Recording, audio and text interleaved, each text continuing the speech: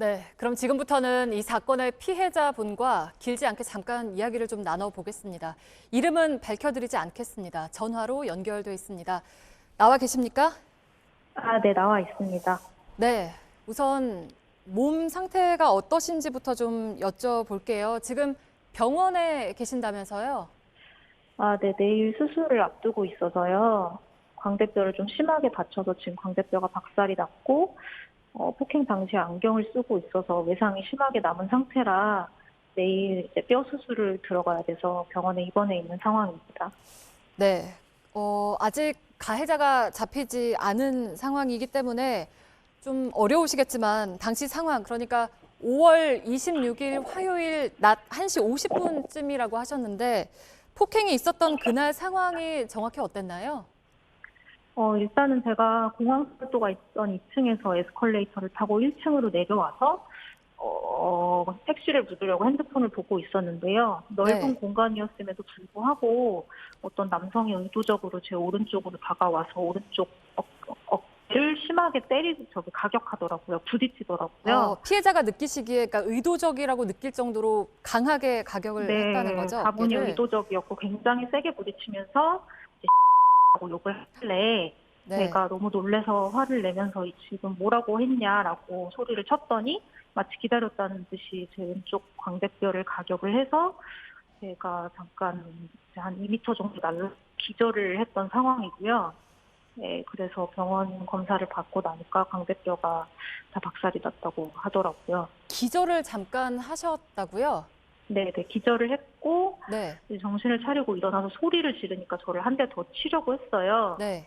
근데 제가 굴하지 않고 계속 소리를 질렀더니 그제서야 15번 출구 쪽으로 도주를 해서 모범 택시가 서 있는 그 서부역 쪽으로 해서 도주를 했던 장면을 목격했습니다.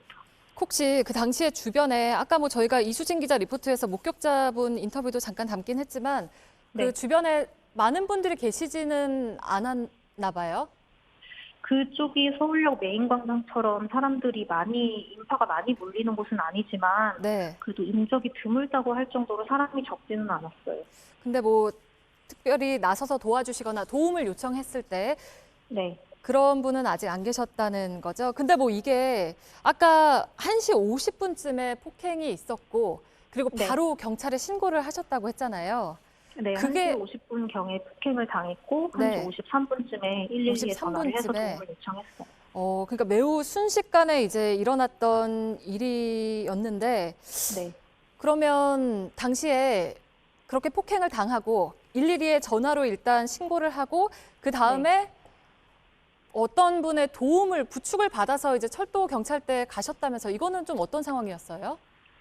제가 범인을 뒤쫓았거든요. 범인을 네. 뒤쫓아서 서부역 쪽으로 해가지고 구조하는 장면까지 목격을 하고 다시 사건 현장으로 복귀를 했을 때 그 사건을 목격하신 뭐 철도청 관계자분이 저를 데리고 이제 서울역 안에 있는 경찰서로 저를 데려다 주셨고 아, 112에 전화를 해서 출동하셨던 다른 부서의 경찰관들은 현장 확인을 하고 본인들의 관할이 아니라고 하면서 다시 가셨어요.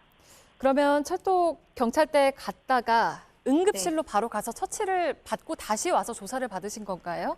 네, 왜냐하면 상처가 너무 심했기 때문에 집보다 훨씬 많이 부어 있었고 안경을 쓰고 있었어서 이제 외상이 심각했기 때문에 네. 근처 병원에서 응급 치료를 받고 다시 서로 복귀를 해서 진술서를 작성했습니다. 네. 근데 이제 그런 일이 있고 난 이후에 네, 이거를 직접 글로 좀 작성을 해서 소셜미디어에 올리셨잖아요. 그러니까 네, 이거를 소셜미디어로 올려야겠다는 생각을 하신 거예요. 그러니까 왜냐하면 경찰 수사가 조금 미온적이다 이런 불만을 내비치기도 하셔서 네. 어떤 생각으로 그런 글을 올리신 건가요? 사실 이게 사건이 뭐 저도 이런 적이 처음이라 경찰에서 어떤 방식으로 어떻게 수사를 하시는지 저도 잘 몰라서 말씀드리긴 조심스럽긴 하지만 일단은 제가 용의자 인상착의까지 다 기억을 하고 있고요.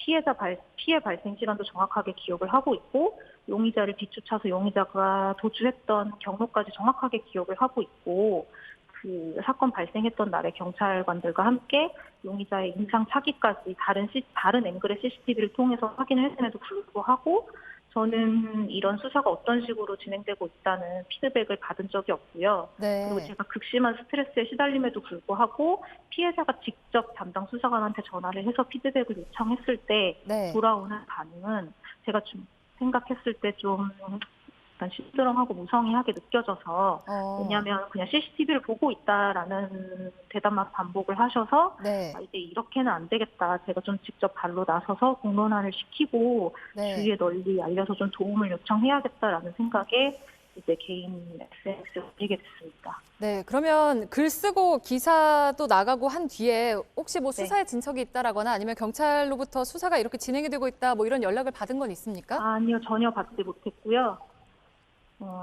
어제부터 사실 본격적으로 방송이나 방송사나 신문사를 통해서 내용이 보도가 되고 있긴 한데, 그럼에도 불구하고 저는 경찰에게서 어떤 피드백이나 연락을 받은 적이 없습니다.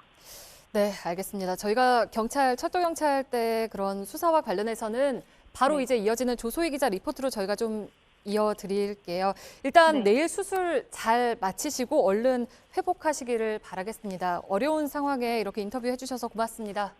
네, 감사합니다. 네, 잘 들었습니다.